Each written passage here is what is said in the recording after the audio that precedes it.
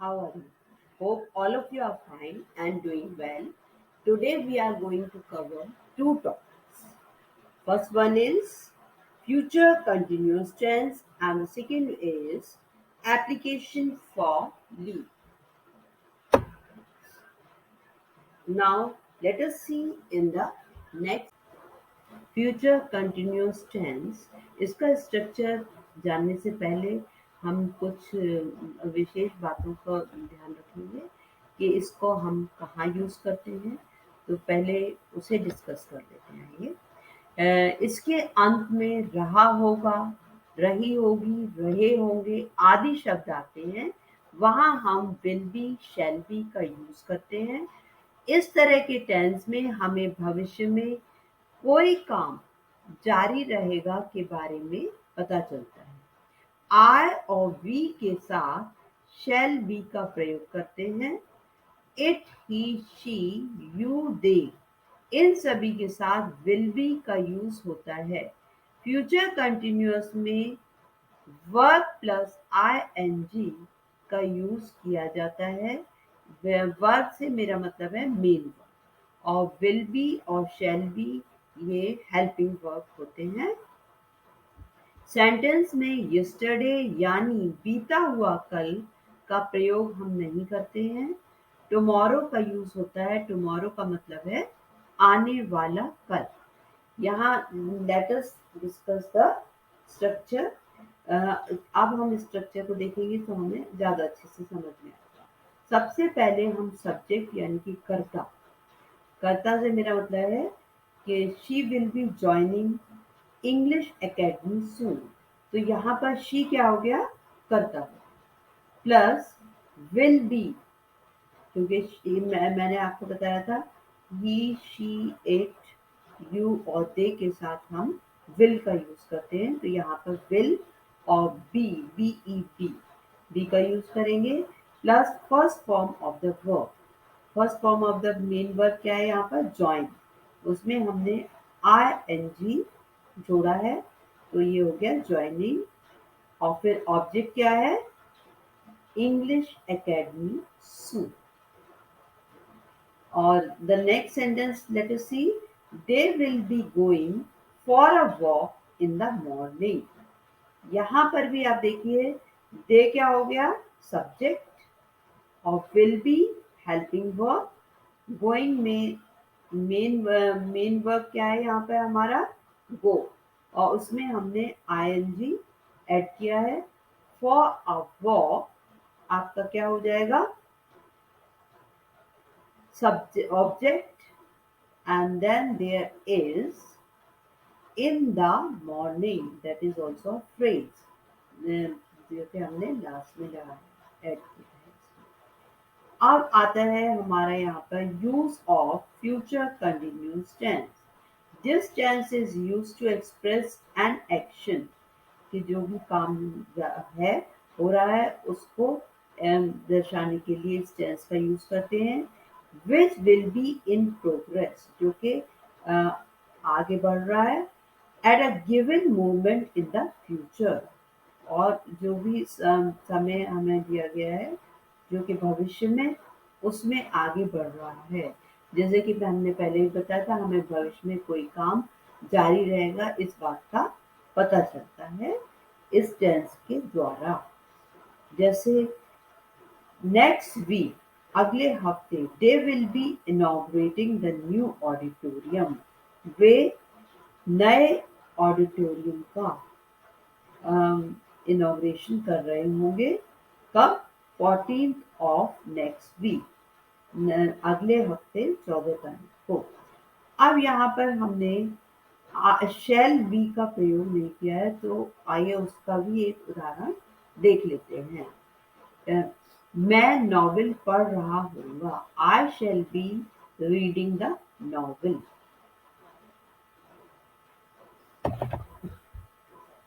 Structure of negative sentence. Negative sentence कैसे बनाते हैं? अब सबसे पहले इसमें हम सब्जेक्ट लिखेंगे, इसके बाद वोंट और शैंट, विल नॉट और शैल नॉट। इसका मतलब है विल नॉट, वोंट का मतलब विल नॉट और शैंड का मतलब हो गया शैल नॉट। तो हम विल नॉट और शैल नॉट लाइन लगाकर क्या लगाएंगे, वोंट एंड शैंड। इसके बाद just after won't and shan't be लगाते हैं plus first form of the verb, after then ing plus object. I won't be travelling tomorrow, मैं कल सफर नहीं कर रहा होऊंगा। We won't be watching that movie next Thursday. अगले बृहस्पतिवार को मैं उस मूवी को यानी कि उस मूवी को नहीं देख रहा होगा। तो इस तरह से हम सेंटेंस को बनाते हैं। अब आता है आपका इंटेरोगेटिव सेंटेंस। इंटेरोगेटिव सेंटेंस से मेरा यहाँ तात्पर्य है प्रश्नवाचक वाक्य। इसका स्ट्रक्चर में यस और नो, इसको हम कहेंगे यस और नो क्वेश्चन। यस और नो क्वेश्चन हम इसलिए कहते हैं कि अगर हम ये कहें क्या तुम पुस्तक पढ़ रहे होगे, तो आप आंसर दे सकते हैं नहीं भी, और आप आंसर दे सकते हैं हाँ मैं पढ़ रहा होऊंगा, हाँ मैं पढ़ रही होंगी। तो इसलिए हम इसको यस और नो क्वेश्चन कहते हैं। इसके स्ट्रक्चर को अगर हम ध्यानपूर्वक देखें तो सबसे पहले इसमें हम विल या शैल अकॉर्डिंग टू सब्जेक्ट लगाएंगे, after then subject plus be and then first form यानी कि main verb plus ing, after then object. और इंटेरोगेटिव सेंटेंस में हम फुल स्टॉप न लगा करके क्वेश्चन मार्क लगाएंगे, जो कि बहुत ही आवश्यक है। Now let us see in the next segment. Now examples in the next segment, yes or no examples question. Are there. Will you be waiting for me tomorrow? You be waiting for me tomorrow. Will he be assisting his sister in this project? या वो इस project के लिए will he be assisting his sister in this now the next is interrogative WH अपनी बहन का as I told you बनाने में मदद यस और no question and the second one is तो इस तरह से इन वाक्यों को हम बनाते हैं इंटेरोगेटिव सेंटेंसेस, जिसमें दो तरह से बनाए जाते हैं, यस और नो वर्ड यानी कि या फिर हम WH क्वेश्चन वाई यानी कि हाउ WH क्वेश्चन से मेरा मतलब है वर्ड्स कहलाते हैं। कब उनको हम सबसे पहले यानी कि व्हाट WH वर्ड उनको कहते हैं। इस तरह से आप हम क्वेश्चन आफ्टर दैट पहले रखते हैं और after then we write will और शैल का प्रयोग करेंगे will according to subject. Now आप इसको हम स्ट्रक्चर में शैल हम लगाएंगे सब्जेक्ट को अच्छे से एंड देन बी सबसे पहले स्ट्रक्चर में देखिए WH word first form of the verb, उसके बाद है विल और शैल अकॉर्डिंग टू सब्जेक्ट ing, इसके बाद सब्जेक्ट का प्रयोग करेंगे एंड एट लास्ट और फिर टू पुट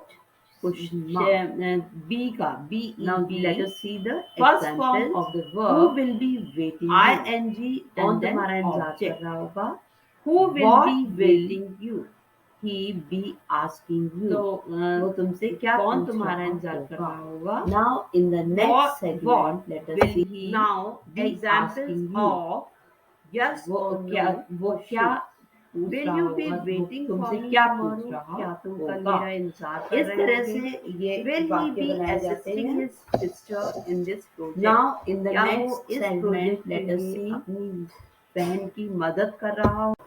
एप्लीकेशन लिखने से पहले कुछ चीज़ों को जानना बेहद ज़रूरी है कि हम ये क्यों लिखते हैं। जब हम किसी चीज़ के लिए अनुमति मांगते हैं या किसी चीज़ के लिए आवेदन करते हैं, तो आप जो पत्र लिखते हैं उसे एप्लीकेशन कहते हैं। यह लिखित में होता है। कई मामलों में एप्लीकेशन उतना ही महत्वपूर्ण होता है जितना कि बायोडेटा। यह कभी-कभी दस्तावेजों के साथ भी हो सकता है, जैसे नौकरी पाने के लिए आवेदन पत्र। लेकिन यहाँ पर हम एप्लीकेशन स्कूल में प्रिंसिपल को देने के लिए लिख रहे हैं, तो उसके क्वेश्चन को हम पहले अच्छे से पढ़ लेते हैं। Write an application to the principal of your school to issue a duplicate identity card. since you have lost your original one. Duplicate आप प्रिंसिपल को आवेदन करेंगे यानी कि अनुरोध करेंगे कि वो आपको दूसरा डुप्लीकेट आइडेंटिटी कार्ड से मेरा मतलब है आई कार्ड इशू कर दें, बना दें, क्योंकि आपका पहले वाला आपसे हो गया। और इसके लिए आपको फॉर्मेट जानना बहुत ज़्यादा ज़रूरी है। फॉर्मेट से मेरा तात्पर्य है कि आपको पता होना चाहिए कि सबसे पहले आप संबोधित करेंगे प्रिंसिपल, द प्रिंसिपल। उसके बाद नेक्स्ट लाइन में आपको लिखना होगा स्कूल का नाम, फिर एड्रेस और शहर का नाम, और फिर एक लाइन छोड़ करके आपको डेट लिखनी है। डेट जिस दिन आप एप्लीकेशन लिख रहे हैं उसी दिन की होनी चाहिए। सब्जेक्ट बहुत टू द पॉइंट होना चाहिए, उसमें इधर उधर की बात नहीं लिखनी है। Issue me a duplicate identity card. After this, leave one line and then you write sir. मैंने यहाँ पर सर ओब्लिक मैम इसलिए लिखा है क्योंकि मुझे नहीं पता कि आपके यहाँ प्रिंसिपल मैडम है या सर है। अगर आप लोगों को तो पता होगा, अगर सर हैं, मेल मेंबर है, तो आप लिखेंगे सर, और अगर फीमेल है तो आप लिखेंगे madam. Now in the next segment let us see, this is the segment. इसमें आपको बहुत शॉर्ट में एप्लीकेशन लिखनी होती है, इधर उधर की बात नहीं, बस अपनी जो भी बात है उसे लिखना है और कोई कटिंग नहीं होनी है, बहुत साफ राइटिंग में लिखना होता है। Then in the first paragraph you write like this: with due respect, I beg to state that I lost my identity card when I was playing in the school playground during recess. मैं मतलब सम्मान के साथ मैं कहना चाहूँगा कि या कहना चाहूँगी कि मेरा आइडेंटिटी कार्ड खो गया है जबकि मैं रिसेस टाइम में यानी कि इंटरवल में प्लेग्राउंड, स्कूल के प्लेग्राउंड में खेल रहा था, वहाँ खो गया। देयरफॉर एक लाइन छोड़ने के बाद आप लिखेंगे therefore I request you to kindly issue me. इसलिए मैं आपसे रिक्वेस्ट करता हूँ कि मेरे को कृपया करके दूसरा identity card, issue me a duplicate identity card, दूसरा आइडेंटिटी कार्ड डुप्लीकेट जो होता है वो इशू करें, प्रदान करें। I will be highly oblige to you. मैं आपका अत्यंत आभारी रहूंगा। थैंकिंग यू का मतलब है धन्यवाद। योर्स ओबीडियंटली, थैंकिंग यू भी एक लाइन छोड़कर लिखेंगे और ये सब कुछ इससे एक ही लाइन में आना है। थैंकिंग यू के बाद एक लाइन छोड़कर योर्स ओबीडियंटली का मतलब होता है आपका आज्ञाकारी। शिष्य हम लिखेंगे, शिष्य होता है बॉयज के लिए और शिष्या होता है गर्ल्स के लिए, लेकिन योर्स ओबीडियंटली में आपको ऐसे ही लिखना है। हिंदी के लिए है शिष्य और शिष्या। और नाम लिखेंगे अपना, क्लास और section. Now this is the end.